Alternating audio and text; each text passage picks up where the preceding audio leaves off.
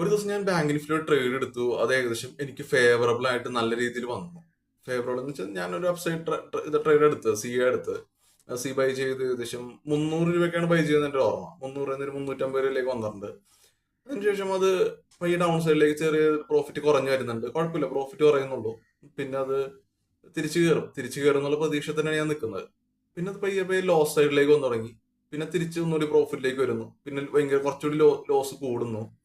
അങ്ങനെ profit loss മാറി loss ഇങ്ങനെ കണ്ടിന്യൂസ് കൂടിക്കൊണ്ടിരിക്കുകയാണ്. അപ്പോൾ തിരിച്ചു കയറും എന്നുള്ള പ്രതീക്ഷയിലാണ് ഞാൻ ഇരിക്കുന്നത്. അങ്ങനെ ഇത് നെക്സ്റ്റ് ഡേക്ക് ക്യാരി ഫോർവേഡ് ചെയ്യുന്നു. അവസാനം തിരിച്ചു കയറി കഴിഞ്ഞാൽ 300, 600, 700 ഒക്കെ പോവാം. അങ്ങനെയാണല്ലോ നമ്മുടെ പ്രതീക്ഷ.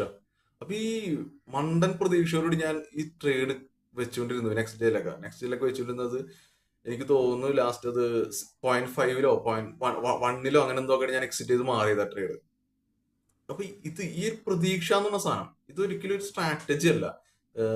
എനിക്ക് പല പ്രാവശ്യം പറ്റിയ മണ്ടത്തരമാണത് ഇത് ശരിക്കും.